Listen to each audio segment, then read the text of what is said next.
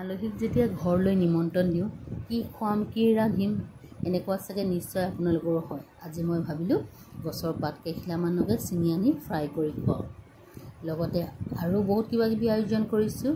এয়া হৈছে মাছ, মাছৰ লগত সৰিয়হ দি বনাইছোঁ, বেঙেনা আৰু মাছৰ মাথা, লগতে এটা গ্ৰীণ জ্বলা চাটনি আৰু প্লেন দালি এখন, বাটাৰ চিকেন মছলা, লগতে নেমু আৰু জলকীয়া কথাটোতো ক'ব নালাগেই, সেইকেইটা নহ'লে বৰ আধৰুৱা নিচিনা হৈ পৰে।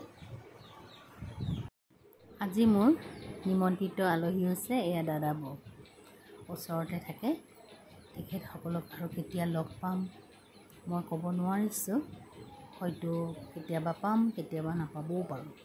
সেইকাৰণে ভাবিলোঁ আজি দুপৰীয়া ভাত সাজ আমাৰ ঘৰতে খুৱাওঁ। আজি তেখেতসকল ৰাতি গুৱাহাটীলৈ একেবাৰে গুচি যাবগৈ কৰ্মৰ সূত্ৰে।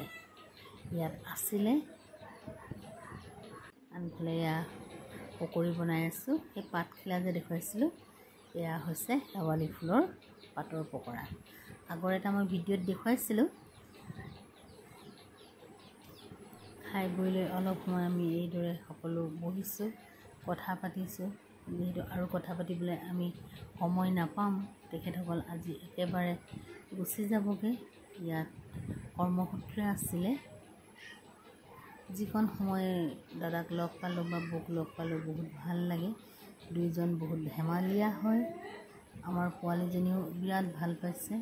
তাইও একদম অচিনাকি চিনাকি কথা নাই, সকলোৰে মাজত মিল হৈ পূৰা ধেমালি কৰি থাকে। কেতিয়াবা এনেকুৱা হয় নিজৰ মানুহটোতো আপোন থাকেই, ওচৰ চুবুৰীয়া বা চকুৰে দেখা মুখেৰে এষাৰ মাত দিয়া মানুহ অতি আপোন হৈ পৰে। ঠিক সেইদৰে দাদা বৌ আমাৰ লগত অতি আপোনৰ নিচিনা, নিজৰ দাদা বৌৰ নিচিনা আমি সন্মান কৰোঁ।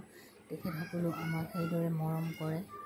বহুত ভাল লাগে, য'তেই নেদেখক এষাৰ মাত দিয়ে, ক'ত গৈছা, ক'ৰবাত যোৱা নেকি, এইদৰে সোধে যে এইকণতে কিন্তু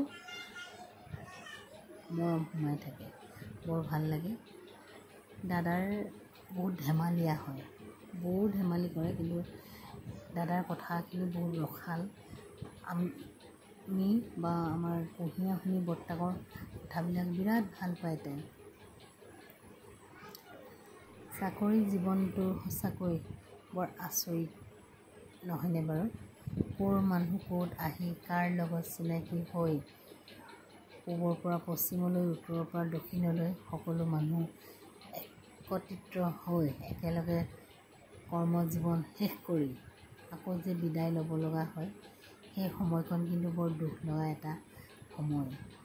মই মোৰ অভিজ্ঞতাৰ ফালৰ পৰা কৈছোঁ, যিহেতু মোৰ দেউতা যিদিনাখনি ৰিটায়াৰমেণ্ট লৈছিলে সেইদিনাখনি দেউতা ভালো লাগিছিলে আৰু আনফালে তেখেত ভাগৰি বা ভাঙি পৰিছিলে। কাৰণ 30-40 বছৰ একেলগে থাকি শেষত যে সেই ঠাইৰ পৰা বা সেই চাকৰিৰ পৰা আঁতৰি থাকিব লাগে বিৰতি লৈ, সেই সময়কণ কিন্তু দুখ লগা সময়। ঠিক দাদাবোৰ নিচিনাকৈ আমিও এদিন এই ঠাইৰ পৰা গুচি যাব লাগিব। সদায়তো আমাক এইদৰে ৰখাই নথয়, আমিও এদিন এইদৰে যাব লাগিব। কিন্তু অকণ অকণ মৰম, অকণ অকণ স্মৃতিবিলাক ৰখি স্মৰণীয় হৈ থাকিব মনতে। এয়া বহুত কথা পাতিলোঁ, বহুত ভাল লাগিলে। শেষতে দাদাবোৰ যাবলৈ ওলালে, যিহেতু তেখেতসকলৰ পেকিং বাকীয়ে আছে বোলে, বহুত দিনৰ পৰা কৰি আছে, তথাপিও শেষ হোৱা নাই। এয়া আমাৰ কুঁহিও পালেহি। ভাল লগা এটি মুহূৰ্ত আজি দাদাবোৰ লগত আমি সকলোৱে মিলি পাৰ কৰিলোঁ। আজিলৈ আহোঁ।